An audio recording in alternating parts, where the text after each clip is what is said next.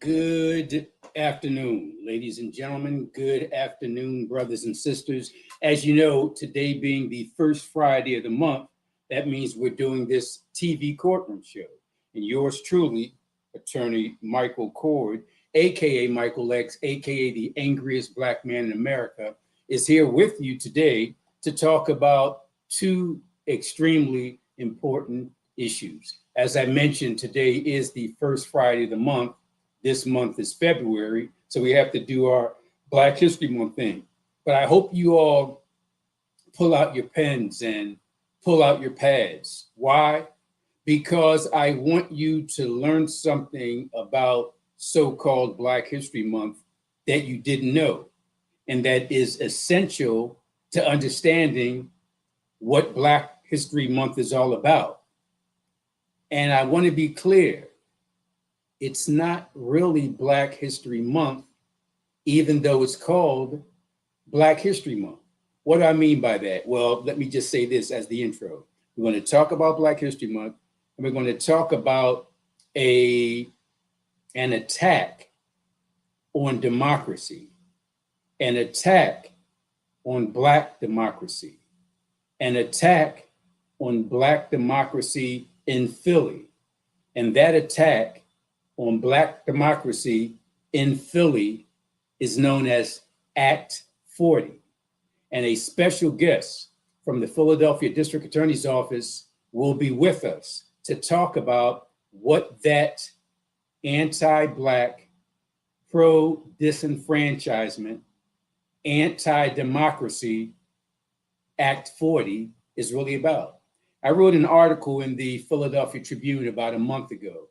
And in it, I said that that act could allow white folks from outside Philadelphia to take away the power of the mayor that you voted for, that Philadelphia voted for, the city council president that you voted for, that Philadelphia voted for, the sheriff that you voted for, that Philadelphia voted for. White folks from the boondocks way outside of Philadelphia in one of those other 66 counties now have the authority to take away the Honorable Sherelle Parker's authority, the Honorable Kenyatta Johnson's authority, and the Honorable Rochelle Bolau's authority. Why? Because it's a slippery slope. I want to be clear. The white folks from the boondocks out in the suburban areas, in fact, rural areas, forget suburban. Suburban is pretty much Delaware County and Montgomery County. I'm talking about Lackawanna County. I'm talking about Susquehanna County. I'm talking about places that white folks predominantly are involved in and Black folks rarely visit and probably shouldn't. What these white folks have done out in the boondocks, rural areas, have allowed them, based on what they've already done with Act 40, to lay the foundation to take away Mayor Sherelle Parker's authority, take away City Councilman Kenyatta Johnson's authority, and take away the authority of Sheriff Rochelle Bolau. Because they started with DA Larry Krasner. But to the extent that they have looked at Philadelphia voters and said, we don't give a damn about who you elect. If we don't like who you elect, we're going to take away their power. They did that with Act 40 and the DA. Nothing, I repeat, nothing stops them from doing it to the sheriff, the city council president, and the mayor. Black folks in Philly, are you going to tolerate that? Democrats in Philly, are you going to tolerate that? Well, I might want to rephrase that Democrats in Philly, because there are some Democrats in Philly and some Democrats statewide who secretly got into bed with the Republicans to take away the legal authority of a democratically elected official in Philadelphia. Let me repeat that. I'm blaming the white boys from out in the boondocks, rural areas for disenfranchising Black folks by taking away their elected candidate.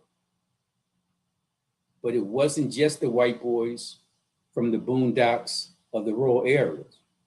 There were some Black Democrats in and around Philly who snuck in the back door, snuck into the bed under the covers with those white boys and have done damage they thought only to Larry Krasner, the DA's office. But it's almost like the death penalty, for example. You might say you support the death penalty. What you've done is you've given the government the authority to kill people.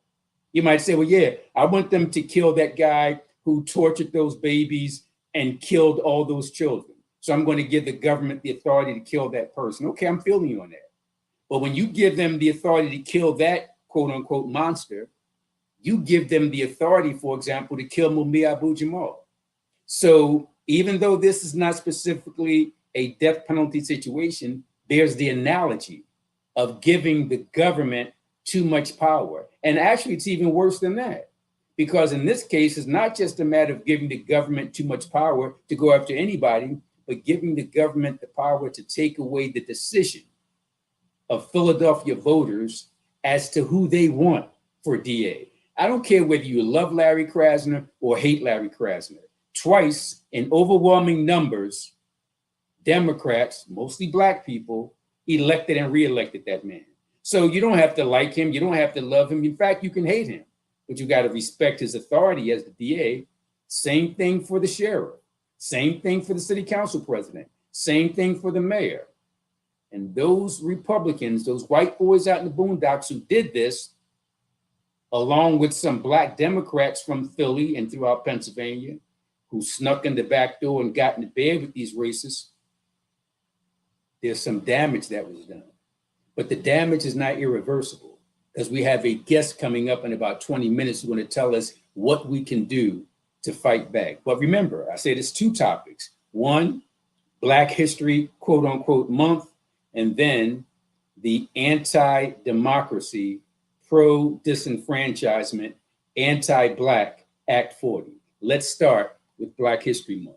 And I want to start by emphasizing month, because it's not really about Black History Month. Black history is every day, everywhere, all the time. What do I mean by that? Well, let's start from the beginning. Many of you know about Dr. Carter G. Woodson. And Dr. Carter G. Woodson is the brains behind what we know today as Black History Month. But check this out. Dr. Carter G. Woodson, as an aside, is the first person of enslaved parents who attended and graduated from Harvard. Let me repeat that. Carter G. Woodson is the first person of enslaved parents who attended and graduated from Harvard. So one day his parents were enslaved, the next day he was graduating from Harvard. That's a side note I just want to mention. But the key point I want to mention is this. Carter G. Woodson was in class in Harvard one day, and during one of his history class sessions, his white racist professor said that Black people have no history. It pretty much begins and ends with slavery. And Dr. Carter G. Woodson was like, well, you know, I don't really know a whole lot about Black history, but I know we did something. And instead of him getting mad, he did get mad, he did get angry. That's why I call myself the angriest Black man in America. In fact, when I say the angriest Black man in America, that's pretty much paraphrasing what the great James Baldwin said. He said, paraphrasing, to be Black and conscious in America is to be in a constant state of rage. So just as I'm the angriest Black man in America, Dr. Carter G. Woodson was angry when his white racist Harvard professor said that Black people have no history. So instead of him just getting mad, he got even. And in 1925, along with members of the then called the Association for the Study of Negro Life and History, which is now called the Association for the Study of African American Life and History. In 1925, Dr. Woodson and those great African-centered scholars said, hey, we need to do this research and learn the history of our people. And man, woman, boy, girl, and other, did they learn their history?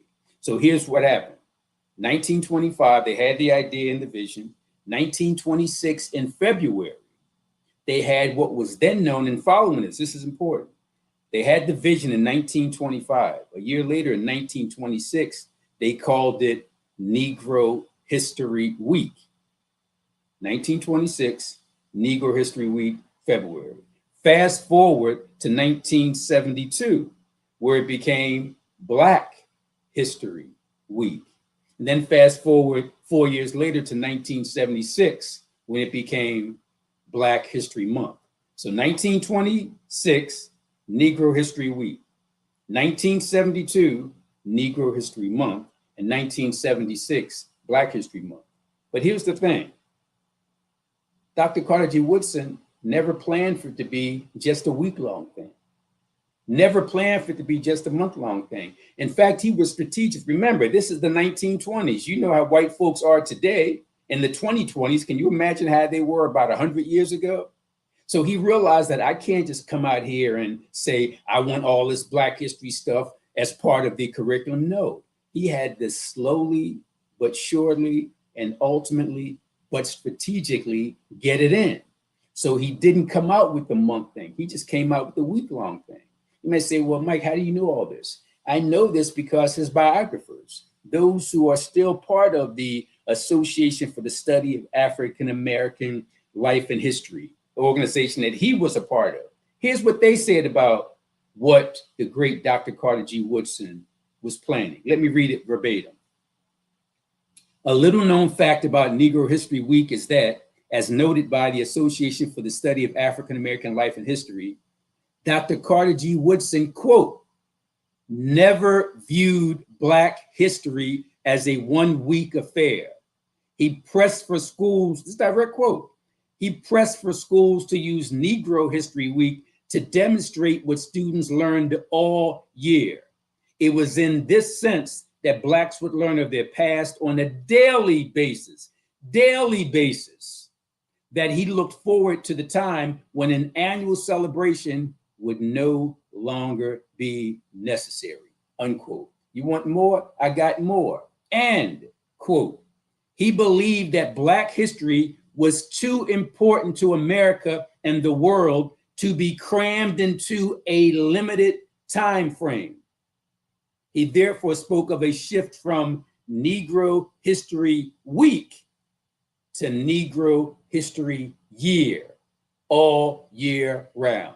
So you need to tell folks when they keep waiting until February to do their thing. And by the way, February was selected not because it's the shortest month of the week of the year, but it was selected because Dr. Carter G. Woodson and others knew that Black folks generally respected Abe Lincoln.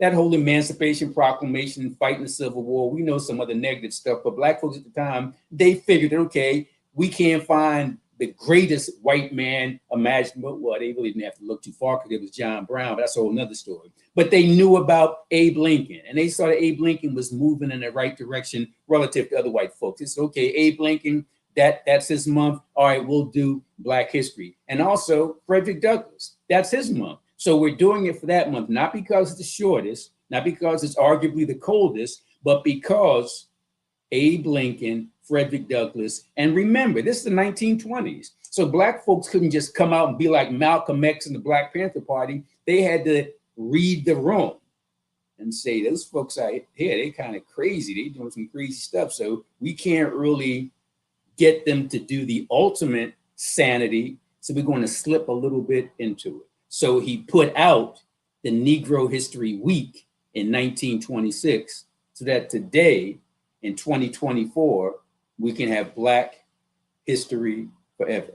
Critically important, critically important. And let me say this, what I want to do now for the next 15 minutes, 16 minutes or so, I want to talk to you about Black history relative to Philadelphia. Black history relative to Philadelphia, because Philadelphia has a strong and powerful legacy in terms of what took place here concerning Black folks. So let me start at the beginning. Even though it doesn't pertain specifically to Black folks, it does pertain to Black folks in the land that became America. Slavery began in America 405 years ago in 1619 in Virginia, when approximately 30 kidnapped Black men, Black women, and Black children from Angola arrived in Virginia. Now, there's a backstory there that I won't have time to share with you about the pirate ship and all that kind of stuff, but suffice it to say, slavery began in America 45 years ago in 1619 in Virginia with the capture and kidnapping of approximately 30 kidnapped Black men, women, and children from Angola. So that's where our connection comes from. We call ourselves African Americans because we don't know where in the continent of Africa and what. There are like 55 countries in Africa. Where do we come from in Africa? Well, we really don't know, but we do know that our first ancestors from Africa brought to America were from Angola. So maybe you want to start your genealogical research right there. Having said that, now let's jump into Black History Month, Black History Week, Black History Day, Black History Forever, relative to Philadelphia, since this is a Philadelphia-based show. It goes like this. Slavery began right here in Philadelphia in 1684, when the so-called slave ship, and I hate to use the word slave because Black people, we ain't no damn slaves. In fact, the word slave is a European concept. It's a long story, but give me 20 seconds, I'll explain it. The Germanic people were notorious for kidnapping the Russian or Slavic people and holding them in bondage. So from what the Germanic people were doing to the Russian/Slavic people, the people held in bondage were Slavs. The people held in bondage were slaves. And that's where the word slave comes from today. So it's a European thing. It's not a Black thing. It was about a Russian/Slavic people at the hands of the Germanic people. So that slave thing, that ain't us. We were enslaved human beings, but we were not slaves. Let's keep it moving. So slavery in Philadelphia began in 1684 when the so-called slave ship by the name of Isabella from Bristol, England, arrived here in Philadelphia with 150 kidnapped Africans. Let's keep it moving because we only have about maybe 12, 13 minutes left before we jump from the Black History, quote unquote, month into the disenfranchisement of Black voters in Philly at the hands of racist rural Republicans who were in bed with some traitorous Black Democrats from Philly and from Pennsylvania. We'll get that in just a second. So we go from the birth of slavery in Philadelphia in 1684 to William Penn. You go down to City Hall, you don't have to go down to City Hall, just look out your window pretty much. Look downtown, you see the statue of William Penn. Well, beginning in 1685, a year after slavery began in Philadelphia, beginning in 1685, William Penn, the founder of Pennsylvania, enslaved 3 Black persons at his Pennsbury Manor. And that Pennsbury Manor was approximately 20 miles north of Philadelphia.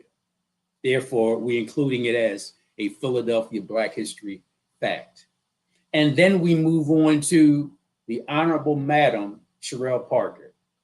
We all know about the history of her being the first woman and the first Black woman as mayor, but what she did is even bigger than that. Here's the background. The mayor of Philadelphia from 1707 to 1709, his name was William L. Masters, and he was one of the city's largest enslavers of Black men, Black women, and Black children. But the mayor of Philadelphia from 1707 to 1709, William L. Masters, had no idea that 317 years later, in 2024, a Black woman who he would have enslaved back then, a Black woman, the Honorable Sherelle L. Parker, would be sworn in as the city's 100th mayor. And I don't care whether you voted for Mayor Sherelle Parker or didn't. You got to give her the respect of being the first woman and the first Black woman mayor of Philadelphia, who, if it was up to the mayor from 1707 to 1709, he would have enslaved the very person who is now the mayor of Philadelphia. That's some powerful stuff. Think about it. Let's keep it moving. George Washington. We talked about William Penn. Now let's go to George Washington. George Washington enslaved 9 Black men, women, and children in Philadelphia from 1790 to 1797 at America's first White House, located downtown at 6th and Market.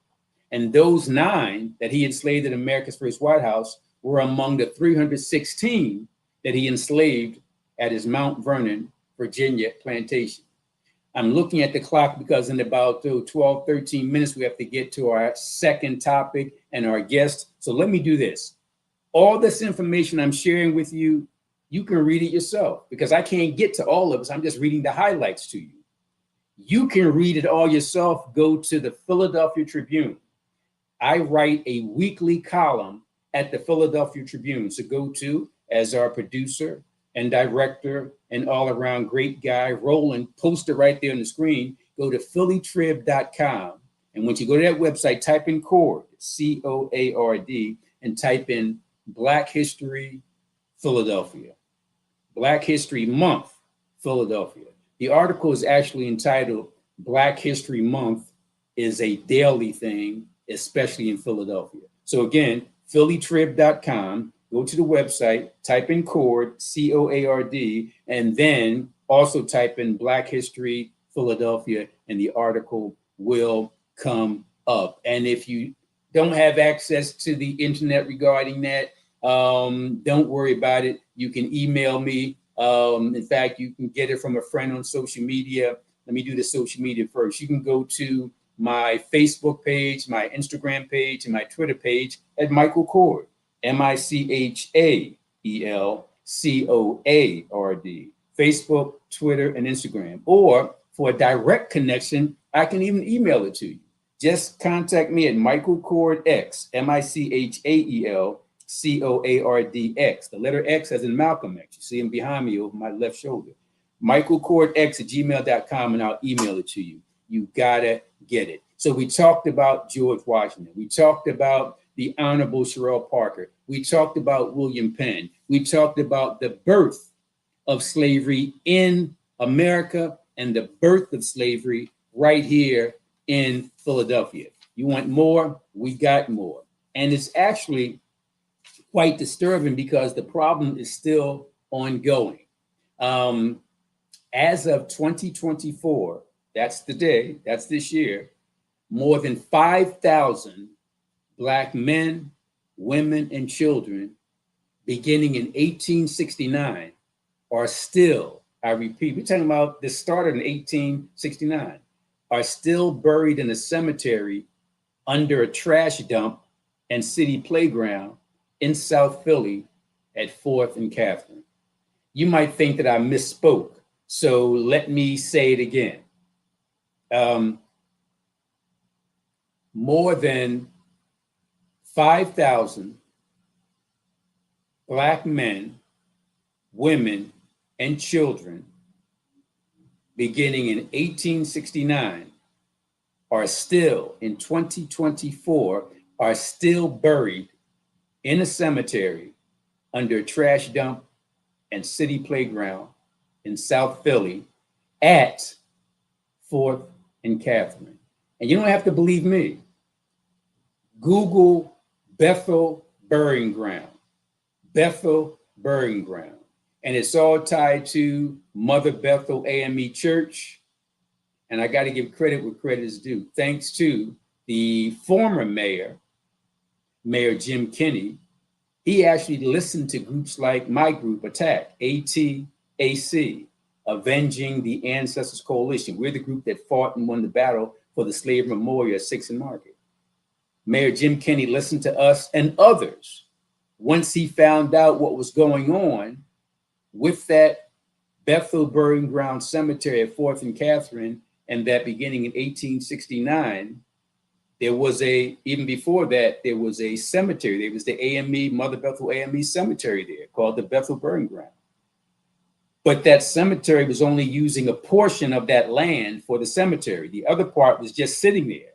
It belonged to Mother Bethel AME, but it wasn't being used for the cemetery. Eventually it would be once they had more people buried there. So Mother Bethel was smart. They said, hey, we got this land here at 4th and Catherine, and we got most of it for the cemetery. Why? Because Philadelphia at the time would not allow Black people to be buried in public cemeteries. Think about that. I mean, we understand that racism involves living people, but damn it, racism after you die, that Black people can't be in the same public cemeteries in Philly that white people are in. So Mother Bethel, they didn't complain, they didn't whine, they didn't even protest. They got their money together, bought their own damn land, constructed their own damn cemetery, and they called the Bethel Burying Ground. Now remember, follow me on this, because we gotta go to our next topic very shortly.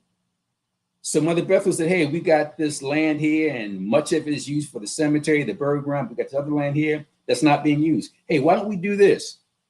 Why don't we lease that unused portion?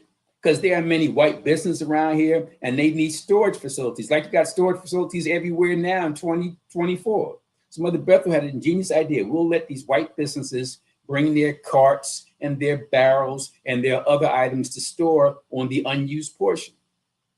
But racist white people being racist white people, instead of them just leaving their wagons and their carts and their barrels, they began to bring their trash and began to bring their garbage and their refuse. And they turned that whole area into a large dumping ground. Nothing more than basically a trash dump. It was so filthy and so disgusting that the city had to take it over and pretty much make it unfit for humans to go. So what did the city do? They issued that order, and then they put grass and dirt on top of the cemetery and turned it into a city playground. Today, it's still called the Weckico Playground. But under that playground is a garden that the city built. And under that garden is where at least 5,000, some people say as many as 8,000 Black men, women, and children defiled and desecrated. But thanks to former Mayor Jim Kenney, we are putting together a memorial that is clearly and perfectly avenging our ancestors. And there's a sister, a Black woman who's a designer and the artist. And we expect that sometime in 2025, next year at 4th and Catherine, at that site of desecration, will be a memorial to all those Black folks, anywhere from as little as 5,000, possibly up to maybe even 8,000. That's at 4th and Catherine. Remember, this is all Black history in Philadelphia. Give me maybe 5 more minutes before we get to our guest. Fast forward from 4th and Catherine, but staying in South Philly is my alma mater. If you can see my awards and other stuff behind me, it's all about Cheney. I am who I am. I am what I am because of Cheney. Everything I have, everything I am is Cheney. In fact, if you could see this, and you probably can't because the print is so small, I'm honored to say that last year in 2023, I was inducted into the National HBCU Hall of Fame. And as you know, Cheney is the first HBCU. And what they do is they look at all the approximately 105, 106 HBCUs all across the country and say, hey, who's doing some stuff? Who's making some moves? Whoever's doing some stuff and making some moves on a grand scale, we're going to put them into the HBCU Hall of Fame. That's why I always have this with me, not to brag, but what I want is this. I want little Black boys and I want little Black girls to say, hey, that guy, Mike Cord, he's a lawyer. He got a radio show. He got a TV show. He writes for the Tribune. He teaches at Temple. He's one of the top criminal defense attorneys specializing in capital murder cases. But he came from North Philly. And then he went to Cheney and got all of this. So I want little Black boys and little Black girls to know they don't have to go to Harvard or Yale or Princeton or even Temple or Rutgers. No disrespect to them, but come home. Come to the family, come to HBCUs. What does that have to do? Black history has everything. Here it is. Cheney University, America's first HBCU, was founded on Old York Road right outside of Philadelphia in 1837. It was initially called the African Institute before it was renamed the Institute for Colored Youth. And then it moved to South Philly on Bainbridge Street and another location. But its birth, right here in the Philadelphia area, is February 25, 1837. Cheyney University, America's first HBCU. By the way, big shout out to Lincoln University, because they're pretty much 3 or 4 first, and all of them can claim it. Lincoln, give them a shout out. They are 1854. And although 17 years after Cheyney was 1837, I give Lincoln credit. They started off as Ashman Institute. And they did, from the very beginning, issue bachelor degrees. So they were the first to do that. Cheyney, 1837, was a teacher's college. So the law was, and throughout Pennsylvania, if you wanted to become a teacher, you didn't have to have a BA, but you had to have a state certification. And that's what Cheyney was all about. And by the way, academically, Cheyney was the Harvard of its day. Did you know that they had to take exams in Latin? So you think about taking your exams today in 2024 if you're a college student. You're writing the answers in English because the questions are in English.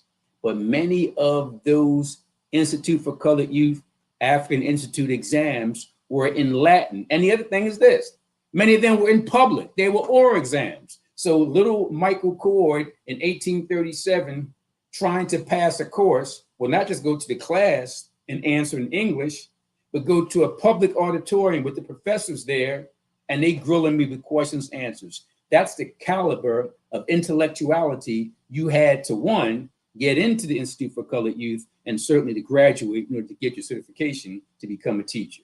So the point I want to make here is Cheyney University, originally called the African Institute, then renamed the Institute for Colored Youth, based in Philadelphia, born in the Philadelphia area, founded 1837. You want more Philadelphia history? Let me give it to you. I'm pretty much gonna have to wrap it up now because we're about to get to our guests, but let me just say this. You got to get that article in the Philadelphia Tribune. You got to get that article in the Philadelphia Tribune because it breaks down all this and more. I'm just giving you the tip of the iceberg about Black history and Black history in Philly. But let me wrap it up by saying this. Despite the horrors of slavery and sharecropping and convict leasing and Jim Crow and disenfranchisement and lynching, Black people went on to invent stuff like the air conditioning unit, dry cleaning, the modern day elevator, GPS, yes, the global positioning system, GPS, home heating ventilation, home video security alarm, ice cream, yes, ice cream, the modern day light bulb. Yeah, I know you think it was Thomas Edison, and it kind of sort of was, but in terms of the modern day light bulb, it was Lewis Latimer. Who was Lewis Latimer? Lewis Latimer was so intellectually thorough that anytime somebody tried to steal Thomas Edison's patents, because he was patenting a lot of stuff, he wouldn't go to court in order to argue that it was his idea. He would send his top employee / expert witness. Who was that? It was Lewis Latimer.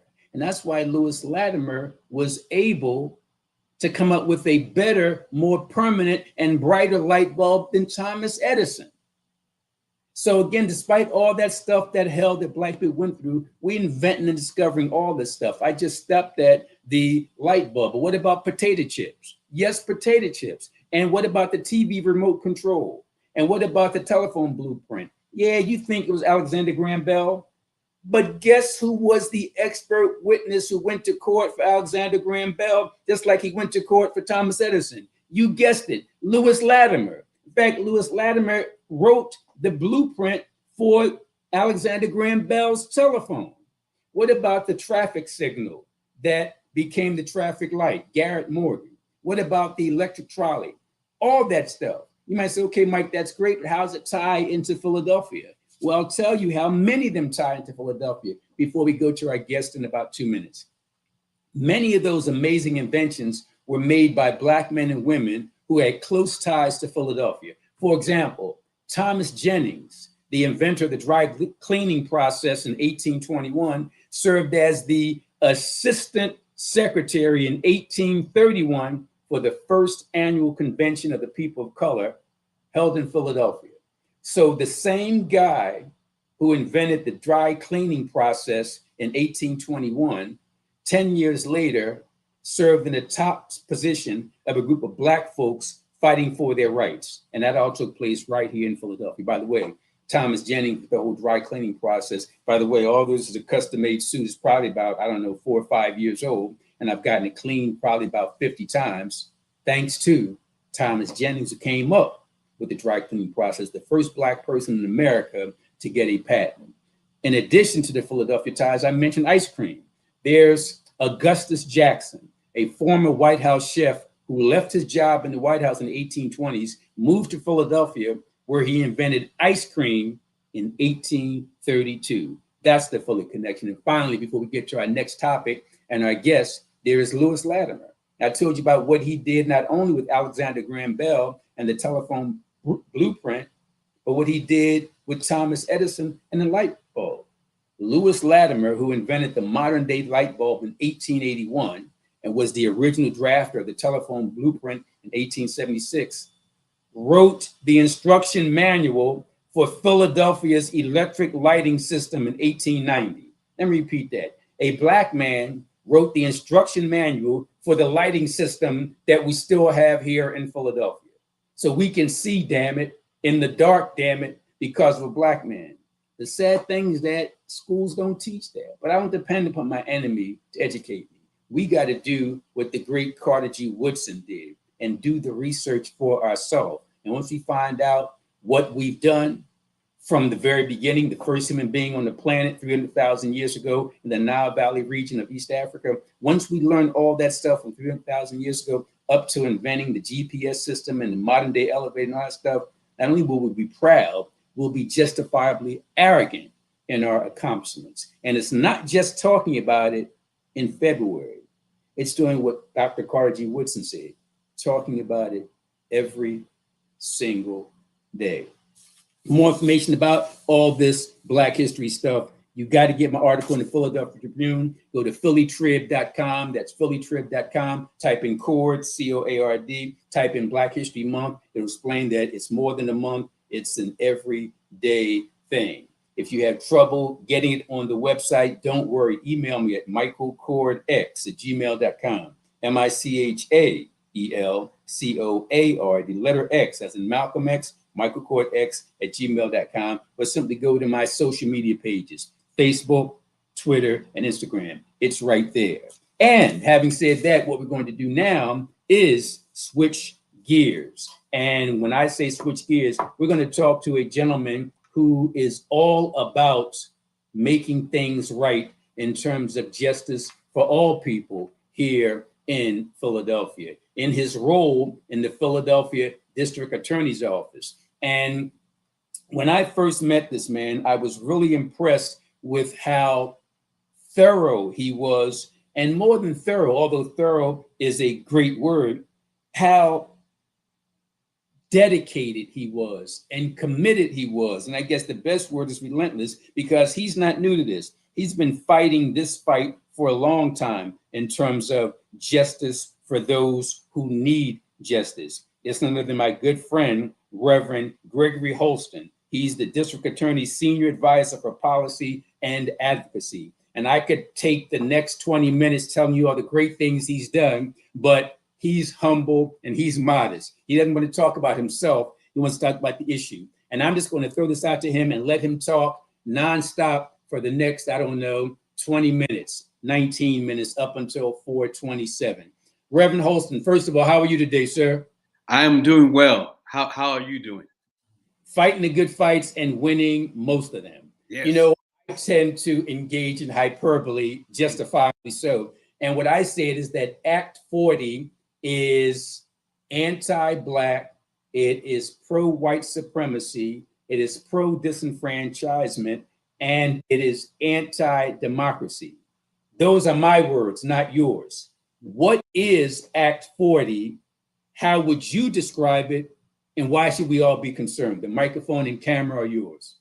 Well, the details of the bill are thus that a special prosecutor has been created by this law uh, through SEPTA and SEPTA's relationship with the state government to prosecute all crimes, all cases within 500 yards of any SEPTA facility, SEPTA station, SEPTA stop, which in reality is about 85% of the city of Philadelphia, which means the effect of this bill that was passed by state Republicans with some support and help from some Democrats is effectively to take the power of the vote from Philadelphians who voted for district attorney and take that a power of that vote away and put and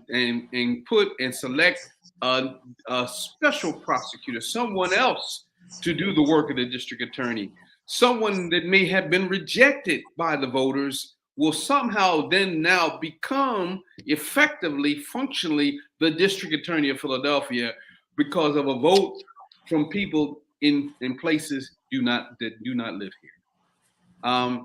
And so it is one of the most blatant attempts to disenfranchise Black voters here in Pennsylvania and across the state, across the country.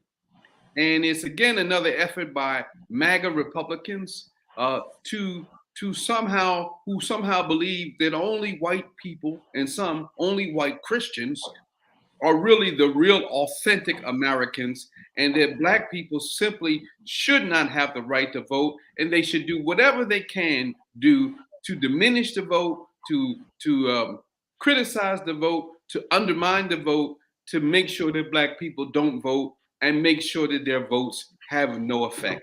And so it is to for 155,000 people who voted for the DA in the last election, it was consequently nullifies their vote.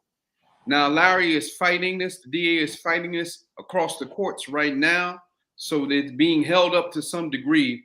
But that's what the law basically tells us, and if it comes into effect, what the law will do. Reverend Holston, thank you for breaking it down. You see behind me with my left shoulder, Malcolm X. And Malcolm X's classic line is to make it plain. So I appreciate the fact that you came in and made it plain so that folks would understand it. Having said that, Reverend Holston, and I want you to comment on this. In an article I wrote in the Tribune, here's what I wrote.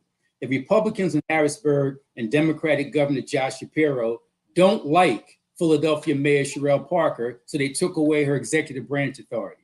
They don't like Philadelphia City Council President Kenyatta Johnson, so they took away his legislative branch authority. They don't like Sheriff Rochelle Bilal, so they took away her law enforcement authority. And the Republicans in Harrisburg don't like DA Larry Krasner, so they took away his prosecutorial authority. And here's what I added. The first three paragraphs are not true, at least not yet. And I wrote them just to make a salient point. What's your response to that? Is this a slippery slope? That's not a slippery slope. Is logically a fallacy.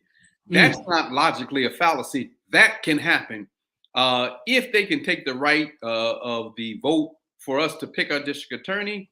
They can take the right to vote for our mayor, for any office, for our council president, for any leader in this city. If they can do this here, they can do it over and over again. Anytime someone comes in and does and has policies that they don't like, or policies that are pro-Black in some way, or policies that help innocent Black people get out of prison, policies that have effectively said that if you do wrong, if you do if you are doing wrong as a police officer, you will be prosecuted.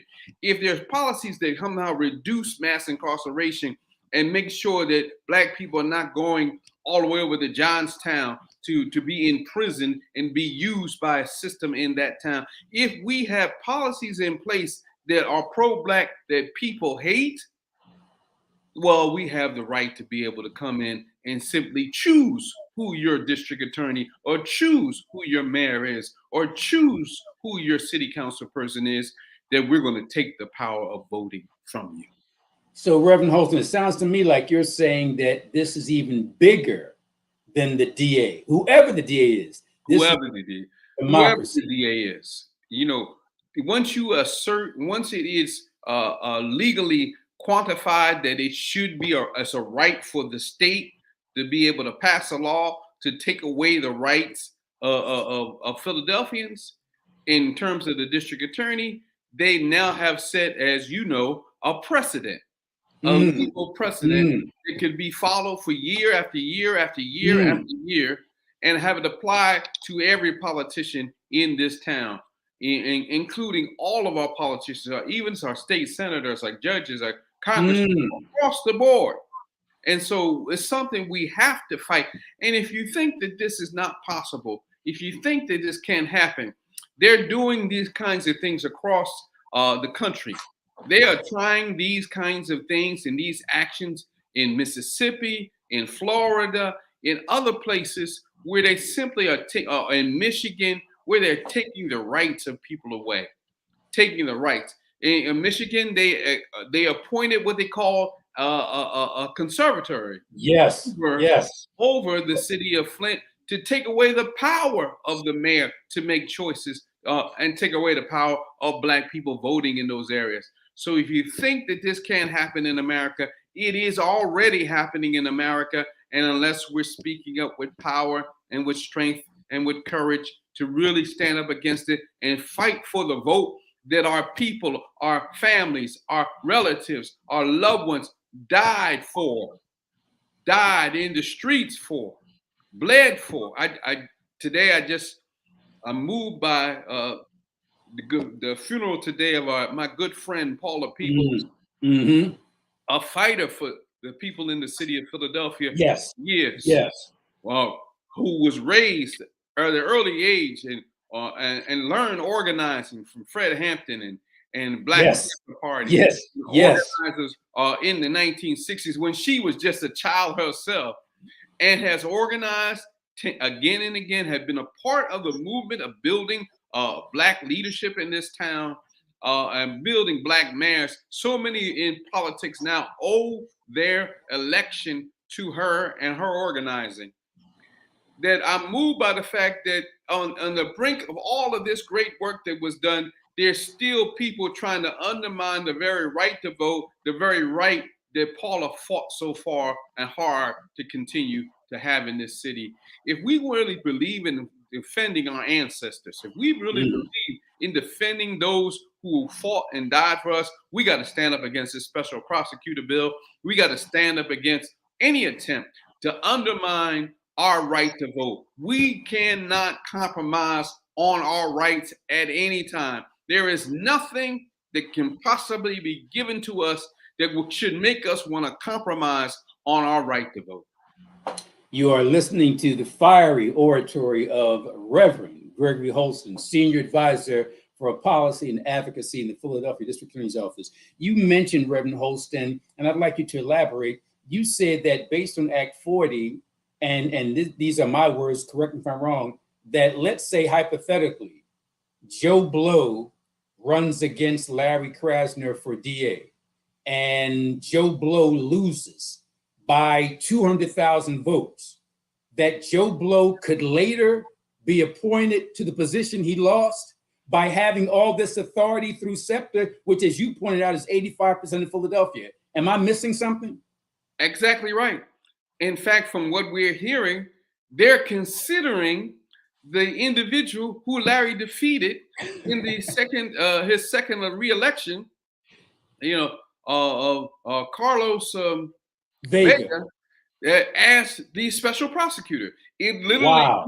we are literally talking about he was defeated 2-1 by the people and the citizens of Philadelphia. Wow. He cried over and over about gun violence, gun violence, gun violence. And 80% of the people living in the highest gun violence areas came out and voted for Larry because they believed he was doing things that were right and just for Black people and was building on the movement for justice for Black people. Now they want to take him and put him over Larry through the special prosecutor law.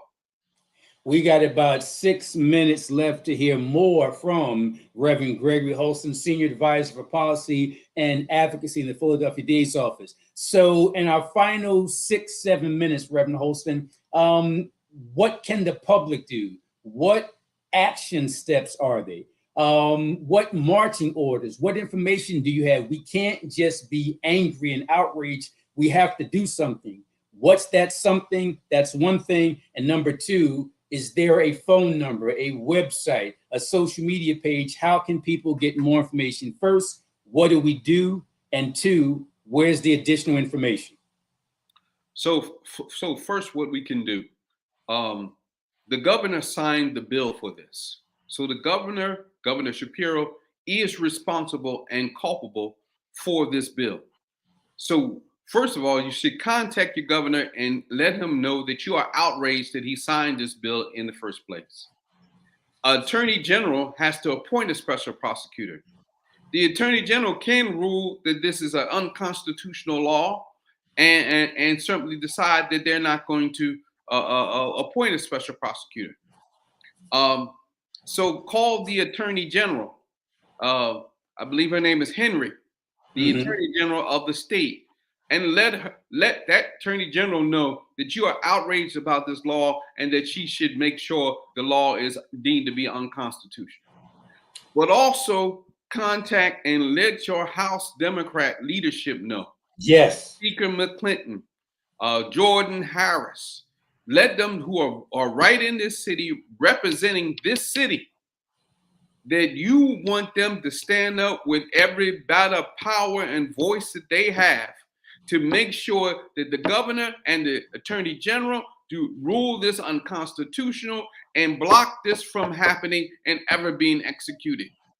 They have within their power and in their influence to be clear about the authority that they have to make sure that this does not happen.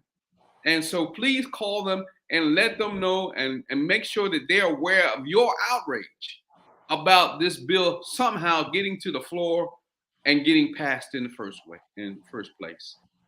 And I'm sorry, please continue. I wanted folks to know that they really need to follow up and they really need to make the call. So I'm sure that folks got their pens and pads out there. The phone number for the state attorney general is 717-787-3391. That's 717-787-3391. And Reverend Holston, in our final 3 minutes, a couple things. One, where can people get more information? And two, since this is the TV courtroom and you work in the DA's office, you know all about closing arguments. So for the final 3 minutes, I'm going to assume this is a courtroom, this is a trial, closing argument, 3 minutes. You need to persuade the jury. What do you want to say that you believe will stick in the jury's mind, the Philadelphia voter, and get them to do the right thing? The final 3 minutes are yours. I believe you can use the DAO website to find more information about the special prosecutor law, or you can check a DAO Facebook page or a Twitter page, and you'll find more information about the special prosecutor law. And you should go to those sources, and they'll be able to explain much more to you. Yes. So in the time I have left, I want to be clear about this. This is an attack on our right to vote. This is an attack on the right of democracy. You know, we talk about America being a democracy, but in reality, as we know as Black people, that we really did not have the right to vote until the Voting Rights Act of 1965. That most of the time in this country, it has not really been a true democracy because Black people and women did not have the right to vote. And so the gains of the Voting Rights Act, the Civil Rights Act, and the leaders, and so many pictures of so many marches where people died, where people were bitten, where young people threw their bodies in the street, and cannons of water hoses were thrown on them. And then we look at those pictures and we see the horror of what they went through, and we ask ourselves, what should we do? How can we stand up? Would I have been strong enough to stand up in that time? Well, here's your time right now. Here's your time right now. Here's your time right now. This attack done by Harrisburg, by Senate Republicans, by MAGA Republicans, and complicit with some House Democrats is that Yes. level of attack on us, of same as the cannons of water that were thrown on our bodies, the same destruction that Bull Connor put on us in Selma and other places, and Birmingham. And if we don't stand up now, we will dishonor each and every person that put their body on the line in the 1960s for us to have the right to vote. This is an attack that's a coordinated attack. It's not just about Philadelphia. It's not just about Larry Krasner. It's about a pattern across the nation that there's some white people who have declared that they don't want just white supremacy. They want white nationalism, which means they don't want us here, and they are clearly going to fight and do whatever they can to nullify our rights and our power. We have to stand up today like they stood up in the 60s. And if that means if we call for some marches, you got to get yourself out there. If we call for some time to go to the Attorney General's office, you got to get yourself out there. If we call to march on the governor's office, you got to get yourself out there, because this is an attack on the very right of us to survive and to live in this nation. Powerful words from a powerful man, Reverend Gregory Holston, the Senior Advisor for Policy and Advocacy in the Philadelphia District Attorney's Office. Folks, I want you to do a couple things. Go to phillyda.org. That's phillyda.org, and get all the information you need regarding Act 40. Also, call Michelle Henry, the State Attorney General, at 717-787-3391. That's 717-787-3391. And also read my article in the Philadelphia Tribune. Go back to December 15, 2023, which provides some of the gory details. I want to thank you, Reverend Holston, not only for being on the show today, and by the way, folks, please check me out on Radio Courtroom tomorrow, Saturday, on WURD 96.1 FM. We will have Reverend Gregory Holston back on that show to talk more about this. But folks, go to phillytrib.com, read my article from December 15, 2023. It's entitled State Republicans and Democratic Governor Disenfranchise Black Voters by Attacking D.A. Krasner. I appreciate the time you spent with us. I thank Reverend Holston for spending time with us. Reverend Holston, please, we got to have you on a consistent basis because you provide important information to the community. I want to thank you and request that you continue to fight the good fight, which you've done for a very long time. You look to be about 30 years old, but you've probably been fighting this fight for twice that amount of time. And we appreciate all your great work. And I really mean that, Reverend Holston. You're one of the few people who, when I say good things about in public, I really mean it. And I really mean it when I say it about you. Thank you very much. Folks, we're going to end today's show like in every show. It goes like this. Think Black. I'm out.